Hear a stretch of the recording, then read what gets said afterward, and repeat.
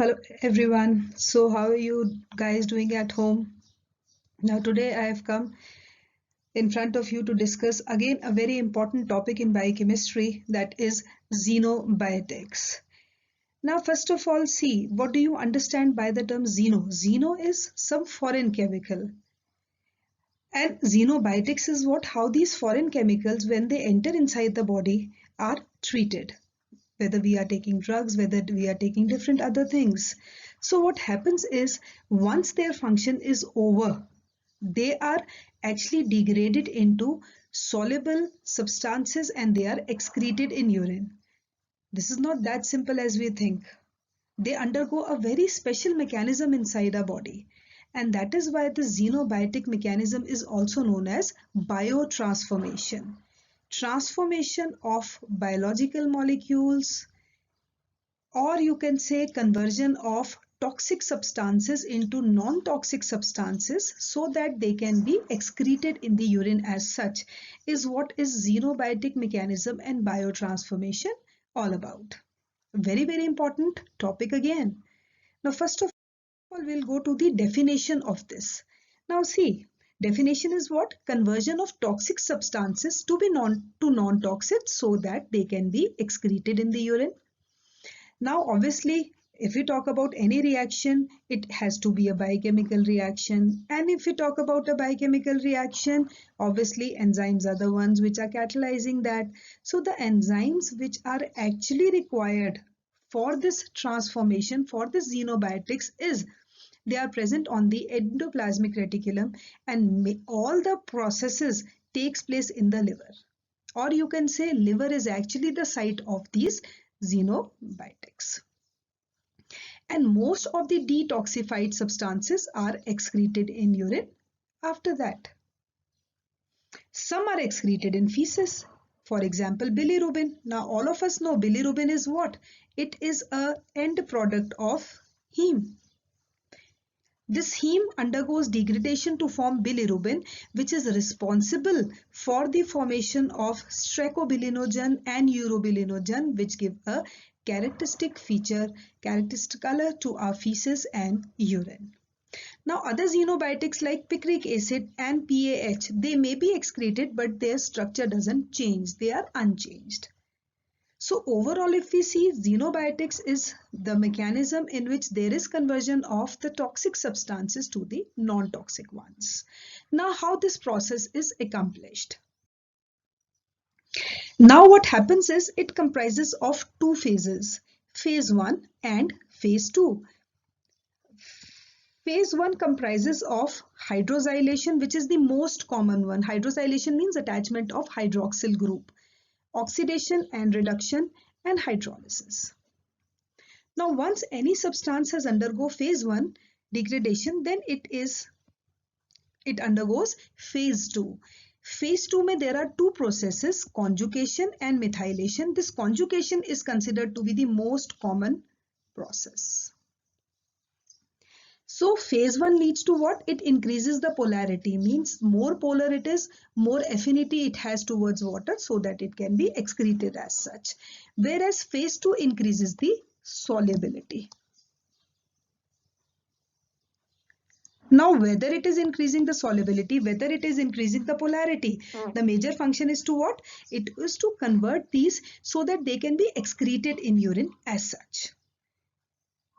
Now we are going to take up these phase 1 and phase 2 reactions one by one. Just now I told you, in phase 1, if we see, you can say phase 1 comprises of what? Oxidation, reduction, hydroxylation and hydrolysis. Now hydrolyzation, I told you, it is one of the most common process. Here I have taken three reactions, you can say. All the alcohols, they first of all get oxidized to aldehydes, which are oxidized to acids, which are obviously soluble. And the enzyme required for hydroxylation is microsomal mixed oxidase. Again, very, very important. These are the questions which are most commonly asked in the exam. Phase 1, Oxidation, reduction, hydroxylation, hydrolysis. Phase 2 is conjugation and methylation. So this is one example of phase 1 reaction. Second is, again, example of hydroxylation is a very good, this drug. This drug is actually tranquilizer which is given to the patient suffering from anxiety. So what happens is, once its function is over, it is detoxified. How it is detoxified? By this hydroxylation process. Means hydroxyl group is added to it so that this meprobamate is converted into hydroxyl meprobamate, which is small portion of it is excreted in urine and small portion is it you can say undergoes phase 2 reaction with glucouronic acid, or it undergoes conjugation. It forms glucouranoid derivatives which are excreted in urine after that. So this is what? This is hydroxylation of phase 1. Second is hydrolysis. Now, all of us are familiar with all these drugs. Aspirin converted into salicylic acid and acetic acid. Atropine is converted into tropic acid and tropine. Procaine is converted into PABA and diethyl aminoethanol.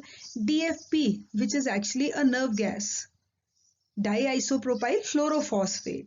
It inhibits the action of acetylcholine esterase, thereby enhancing the activity on the parasympathetic nerves. And once its function is over, it will be degraded to form this dialkyl phosphate plus hydrogen fluoride. So basically what we are seeing is, once the function of these outsiders, you can say, or the invaders, it is over, they are actually excreted as such. Then the most important phase 2 reaction, this is phase 2. Phase 2 mein I told you that conjugation is the most important one. Conjugation means the non-toxic substance is undergoing conjugation, means it is combining with it to form certain compounds again which are excreted. So the main, you can say, now you can see these hydroxylated products, when they undergo conjugation, these are the major, you can say, the substances which help in conjugation. The most important one is D-glucouronic acid. This D-glucouronic acid is synthesized in our body by uronic acid pathway. And one thing I want to tell you here is the main significance of this uronic acid pathway is what? It helps in the generation of this D-glucouronic acid. Otherwise, what happens is, in non-primates, this uronic acid pathway leads to the formation of ascorbic acid. But in human beings, one enzyme, L-gulonolactone oxidase, is absent. So ascorbic acid is not synthesized. It has to be provided as vitamin C. But in human beings, why it occurs? Just because it leads to the formation of glucouronic acid. Very, very important detoxifying agent. Then glycine, again a very important agent. Cysteine, glutathione, a very, very important reducing reagent again, and PAPs. The function is again remains the same. What they do is they make them water soluble so that they can be excreted in urine. Now, first of all, we are going to take up a very, very important example of conjugation of bilirubin with glucouronic acid. Now see, all of us know this bilirubin is the end product of heme catabolism. Heme is degraded to form bilirubin, which is actually what? A lipophilic molecule.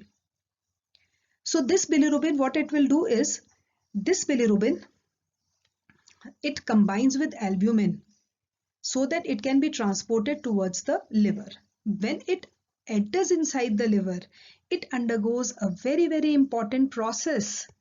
This is the process.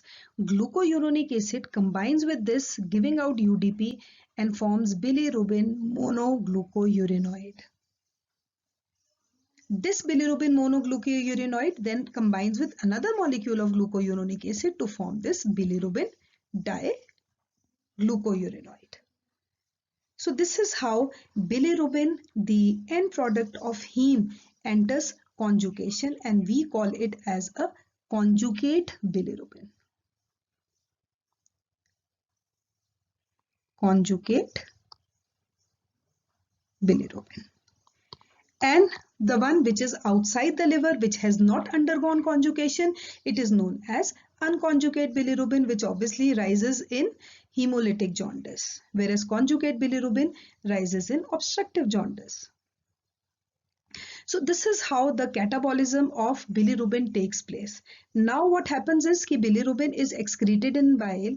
Once it enters inside the intestine, it dissociates in the presence of enzyme beta glucuronidase to give out free bilirubin, and glucouronic acid is given out. And this free bilirubin now forms urobilinogen, which gives characteristic color to the urine, and strachobilinogen, which gives characteristic color to the feces. So here by this slide, you can see the role of glucouronic acid in this. And one thing more, if this enzyme is deficient, deficiency of glucouronyl transferase can lead to Crigler-Najjar syndrome. So this is how bilirubin undergoes conjugation. Second is again the mechanism of action of chloramphenicol, a very important antibiotic to treat antibacterial infections. Now what happens is this chloramphenicol, once its function is over, it is degraded to form glucouranoid derivatives again, which are excreted in urine as such. So this is another example of conjugation. Then glycine also undergoes conjugation to form a very important product, hippuric acid. An excretion of hippuric acid is a very important component of liver function test, which I am going to discuss in my upcoming videos. Then we come over to another detoxifying agent, cytochrome P450. Very, very important enzyme of xenobiotic mechanism. Basically what happens is it is catalyzing hydroxylation of phase 1 with NADPH and molecular oxygen. This P450 is present in the inner mitochondrial membrane as well as the microsomes. Now what this 450 suggests? This is a question which was asked in the exam also. 450 is it is absorbing light at 450 nanometers, and P stands for pigment. Right? And it has various isoforms. So many isoforms are there, but the most important one is the CYP3A, which actually plays a role in detoxification. So this is the mechanism of xenobiotics, which comprises of two phases of reactions, phase 1, phase 2. Phase 1 comprises of hydroxylation, oxidation, reduction, hydrolysis. Out of these four, hydroxylation is most common, and second phase 2 reaction consists of conjugation and methylation. In this video, I have discussed conjugation in detail because it is very, very important. If we talk about methylation, for methylation, methionine is required. Right. Now, another parallel process I am going to discuss here is the role of free radicals and antioxidants. Again, very, very important. Free radicals. Now see, it is clear from the word itself. Free means they are free. Free in the sense they have an unpaired electron attached to them. Now what happens is if they have an unpaired electron, all of us know that means the electron is not paired. So it is going to seek other electrons where it can go and pair up. So what happens is free radicals, they actually catalyze by chain initiation. Once the chain is initiated, it propagates. And once it propagates, there is an end to it, and the free radicals combine with one another so that the chain finishes. Now this chain initiation and propagation are very, you can say, dangerous reactions.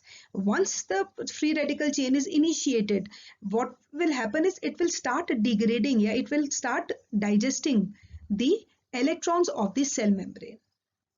क्योंकि it is in search of electron, जहां इसको electron मिलेगा इसको खाने की, it will try to eat that electron. And in a sense, if it is eating the electron, it is no doubt damaging the cell membrane. See, this is a very good picture which I have depicted. यहाँ पे you can see atoms are combining with these free radicals, and antioxidants are laughing, because antioxidants, what they are doing is they are actually accelerating chain termination. Antioxidant means they are breaking the chain. Either they will break the chain proliferation or propagation, or they will terminate the chain in the end. So antioxidants, generally they are known to be friendly to us, and free radicals are our enemies. And you can see the frowning face of this. And free radicals are very short-lived. Now see, suppose oxygen is there. ठीक है, in the presence of oxygen it forms superoxide radical, means it is not being reduced. इनको हम क्या बोलते हैं? We call them as oxygen free radicals or OFRs. What is happening is there is incomplete reduction of oxygen, means oxygen is not forming water. What happens is it is forming free radicals on the way. One is superoxide radical, one is hydroxyl radical. You can see the pair of unpaired electron on it. So they will do what? They will again start attacking the cell membrane. So most commonly we call them the oxygen free radicals. And how they are generated? Now the question arises, what is the process of generation of oxygen free radicals? Smoking of cigarettes, very, very important. Oxidation and reduction taking place in our body, very important. Leakage of electrons from electron transport, again it is you can say method which is releasing these free radicals. This is a very important reaction. There are certain transition metals present in our body. So what happens is ki if this H2O2 is reacting with this transition metal, iron, this is actually a Fenton reaction. What is happening is one radical is being produced. So it is initiating the chain. Once the chain initiates, it starts propagating, releasing so many hydroxy radicals. So this is how generation of oxygen free radicals or OFRs takes place. Then after that, what happens is, what is the damage caused by these oxygen free radicals? This is very, very important. Now you can see the most important is, since I told you antioxidants are friendly. So सबसे पहले it is going to lead to oxidative damage. Very, very severe. It can lead to damage to DNA. The DNA cells will undergo mutation. There will be a change in the sequence. There will be a change in the reading frame. Then obviously the protein conformation will be altered, and it can lead to the peroxidation of lipids. A rancid fat, the peroxidation of lipids takes place, leading to rancidity of fats. So this is how the oxygen free radicals are damaging, leading to what? They can lead to Parkinson's, they can lead to Alzheimer's, they can lead to rheumatoid arthritis, they can lead to cancer, diabetes, aging, and autoimmune disorders. This image is self-explanatory within itself. You can see how it leads to these common disorders, and this is very, very important. They can change the entire central dogma of information. So to prevent the free radicals to act, there needs to be certain antioxidants present in our body. You must have heard this term. In vitamins there are so many antioxidants which are occurring. So what is the function of these? Anti means they are working anti-free radicals, or they won't let the formation of free radicals. So next is antioxidants. Now you can see antioxidant is what? It is actually not letting the free radical to act.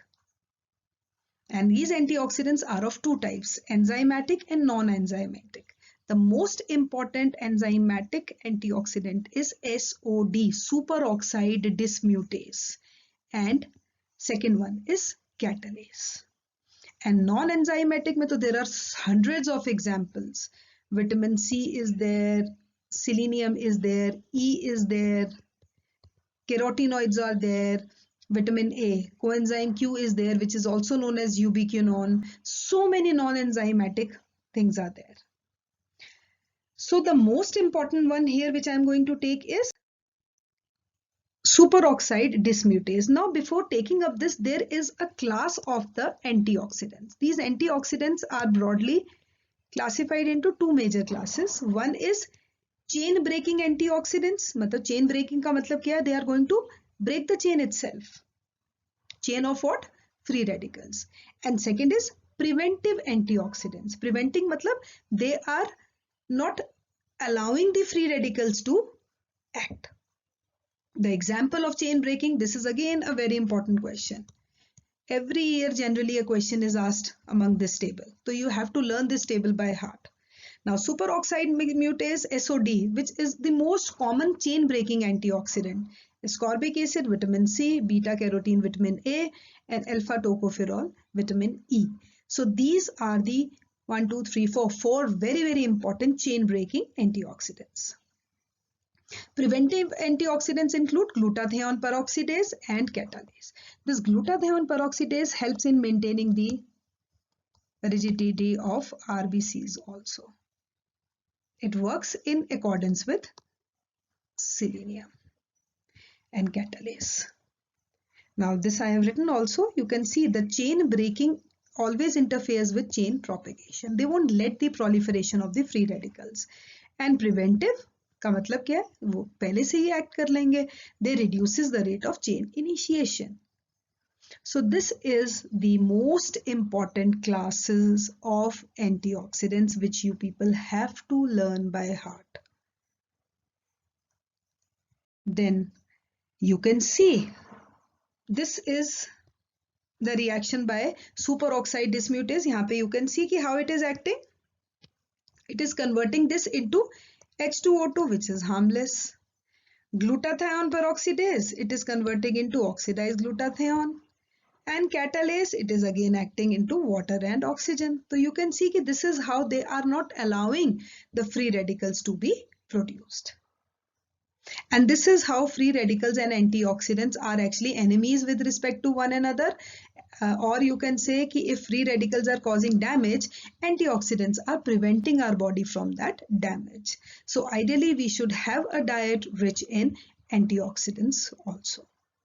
And now if we talk about vitamins, vitamin C, vitamin E, vitamin A, these are considered to be the most potent antioxidants present. And this is all about xenobiotic mechanism and about the free radicals and antioxidants. Now I hope this lecture of mine has cleared some of your doubts. And if you have any problem, don't hesitate to put in the comments. And in my next video, I am going to take up further more important topics in biochemistry. So kindly subscribe to my channel. Thanks a lot. Have a good day.